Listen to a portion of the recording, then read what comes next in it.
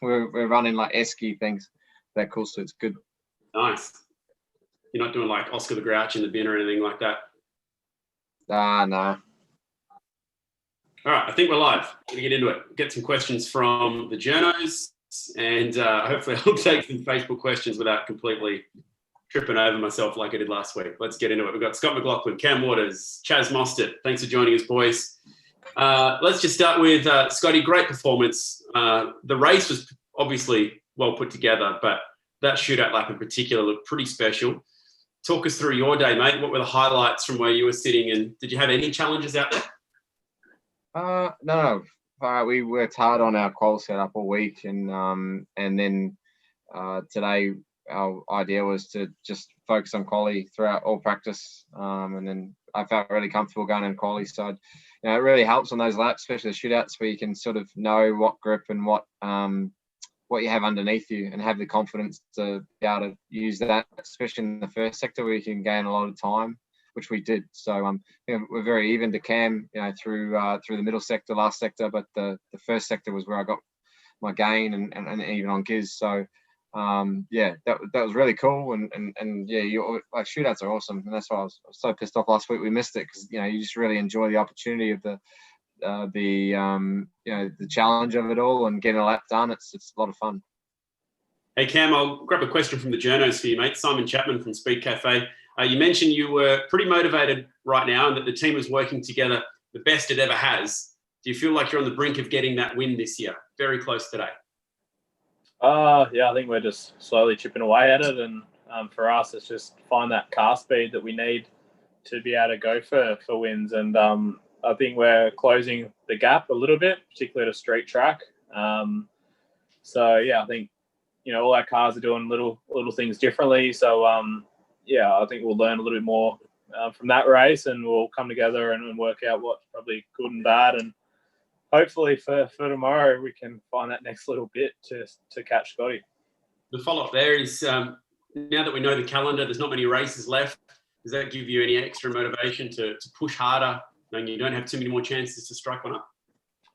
No, it doesn't really motivate me anymore. It is what it is, I suppose. You always go out there to try and win and qualify the best you can. So, it doesn't really change the way I approach a weekend or attack. It's just, like I said, just keep working on our car pace, and when that's spot on, then we'll be winning races. Hey Chaz, well done today, mate, getting the podium. Good drive. The teams have been away for a very long time now, particularly Victorian teams like yourself and Cam. How are the boys doing, and how much work has gone in to put a car up 4 weeks in a row? I know the word gets used a lot, unprecedented, but that's a lot of work. I think probably most teams down pit lane, this 4 back-to-back weekends is pretty tiring. I can definitely see through the paddock a few people that are pretty worn out, probably including drivers. So it's been definitely a pretty hard yards for everyone to get through this 4 weeks of racing. But obviously, especially for our team and Tickford and a lot of other Melbourne teams as well, it's been extremely hard on the whole crew. So we don't obviously talk about it a lot, but it's been very challenging year for the whole state of Victoria and the teams that are involved in it. So we're very very lucky that everyone sacrifices to make this championship keep going, especially those teams. And I'm just so super proud of all the boys and definitely my team that have come together in this tough time, and they're still trying to perform at their highest to get results like they did today. Nearly everyone's had a chance to catch up with some loved ones over the last few weeks. Cam, has that lifted the spirits? Have you noticed it all throughout pit lane, seeing some of the fellas who got partners back with them? Yeah, I think I guess with our team, there's a few happier boys in the team for sure. It's awesome to have the families come up now, and it's really what they needed. And they're putting in the hard efforts before the families are up, but it's definitely the morale boost just to to get us through to the end of the year. So it's been great to see them all come together, kind of like what Chaz said, through this period and keep the sport going. And it's been amazing to see the morale and everyone help each other out to get through it. How about you, Scotty? I know obviously your team working very hard, but personally, you've had a chance now to spend some time with your partner. Has that lifted your morale as well? Yeah, it's just, I think it's always, you count yourself lucky in this time, especially with her in Queensland, to be able to spend some time with Carly last week. And yeah, it's been a long way, and definitely feeling for a lot of the Victorian teams and the mechanics, especially that they haven't seen anyone for so long. So yeah, it's tough. But Cam said, like, it's just one of those deals where I think the sports really come together, and probably, very tight knit. You're seeing people a lot more. You see them walking down the street. Everyone's doing very similar things. But then to have your loved one along the ride is very cool. So they really enjoyed it. All right, I'll get some more journo questions going. From Dan McCarthy, Auto Action. Scott, your car was clearly very good in qualifying trim today. You said you wrote a list for the engineers.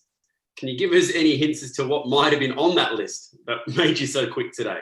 It's just my debrief notes and stuff, but I just wanted confidence, confidence to know every time I went to a corner that, that this is what I had. Last week I was very, I'd brake and wouldn't know, the balance would change a lot. So it was all about sort of sticking to the road a bit better. I mean, it sounds pretty easy to do, and you'd think it would be tough, but quite easy to change and get right. But they've had to work and think for a long time while I was hanging out, but trying to relax and get away, and that was good too, for sure. Chaz from Dan, what are you looking for in the car right now that might make you go a bit stronger in tomorrow's races? I don't think it's achievable, to be completely honest with you, but I think, like I said, for some time now, I think we've had probably a top 5 car, and we're comfortably around there. But today we really had to work hard for it. Obviously, we were probably pretty fortunate. Dizzy had his issue, or we probably wouldn't have got a trophy either. So realistically, we just need time. I don't think it's something as easy just to go into tomorrow. We'll obviously mix it up. Hopefully we get a couple of good starting positions, because that has proven to be everything. Even if you are missing something with your car, you can still race up there. So yeah, just hopefully fix a couple little things that there's niggling us today. And if we can just try and get on that front 2 rows tomorrow, that will be a good pat on the back for all the guys. We just lacked a little bit today. We're on the wrong end of the 10th, and I know there's some things we can definitely tidy up, but to go after Scotty and for the win, I think, and probably even Cam's pace, he's been super tough the last two weeks to keep on the back of. I think it's probably a bit unachievable, but I always like to shock myself. We'll see how we go. Hey, Chaz from Craig Ravel from Inside Supercars. How are you finding the 2-day meetings so far? Is that enough track time for you, given that it's consecutive weekends at the same track? Yeah, look, it's great. I think the 2-day meetings are awesome, but it's kind of technically not a 2-day meeting now. This has been like a 4-week meeting, so I'm keen to go home. For Cam, how much different is the circuit after 6 days compared to coming back after a whole year? So if you sort of pick up what I'm putting down there, is there much difference in a track between 1 week or 1 year? Probably not massively different compared to last year. And funnily enough, it wasn't much different a week ago to now. So even the wind was going the same direction. So yeah, you've seen in qualifying, times are very similar as well. So yeah, the track isn't really changing too much. Obviously the curbs and stuff rubber up slightly through a race, but yeah, track's very similar. Outside of that, obviously Shane had that problem. We believe it was power steering. Did you notice much of that on the track, Cam? Any fluid? Yeah, a little bit. I saw it was pretty shiny through 11, and I saw Jamie have a lock up, and yeah, it was a little bit slippery. But yeah, I just kind of tried to drive over the middle of it and not put my tyres in it, and managed it okay. So I wasn't really sure why there was oil down, but obviously worked it out now, and after the boys had told me, but yeah, it was all right. Scotty, we saw a couple cars have power steering issues. We saw another car have an intermittent, Andre's thing was dropping cylinders at some point. Is this a sign of multiple race meetings back to back to back that might be causing some of this stuff, do you think? Yeah, not exactly sure because every team's got different like processes how they go about it.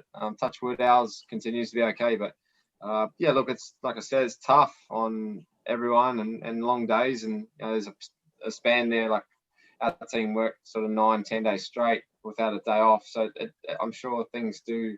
Everyone's human. Everyone has a few things that might go astray or whatever, but sometimes it can just be a simple part. So we put a lot of Ks on our cars and our parts throughout the year. So I think it's just a little bit of bad timing, obviously, end of a long stretch of races. But whether or not that's a difference, we'll see.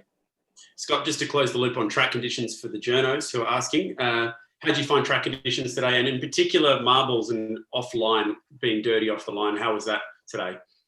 No, it was fine. I was very careful with the oil down at 11, probably too careful. Cam was able to close the gap a fair bit on me when he had good tyres, so I just was being safe. But yeah, I think they've done a really good job with cleaning up the track between sessions, and even last week, the race 2 to 3, I really thought there was going to be a lot more marbles on track and going to be hard to start, but it was like really clean. So they've done a really good job with that.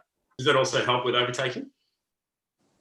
Yeah, no, absolutely. It's certainly it's a big thing to be able to have that clean track, and they make that helps the racing for sure. All right, I'll finish with a journo question. A fan question for today. This one's from Karen Semeski. Scott, what's the reference to the dogs you're always talking about on TV? What's that about? I saw that caused a little bit of controversy last week. Yeah, I know. People think I'm calling everyone dogs, but no, it's if you Google William Powerfish or YouTube him, he's a star. I'll leave that as a bit of homework for Karen to go and figure out. I'll just take a double check. Okay, one more coming in from Derek Brown. Scott, if you finish second or third and get to stand on the podium at Bathurst and win the championship, do you think you'll be happy or disappointed? Okay, so it's a bit of a hypothetical here. So, yeah, you've won the championship, but you're on the podium second or third at Bathurst. Are you happy? I think anytime you're on the podium at Bathurst, and if we've managed to secure the championship, is a good day. So, Yep. Yep. And boys, thank you. We'll see you tomorrow. Cheers. Thanks. Cheers. Thanks. Yeah.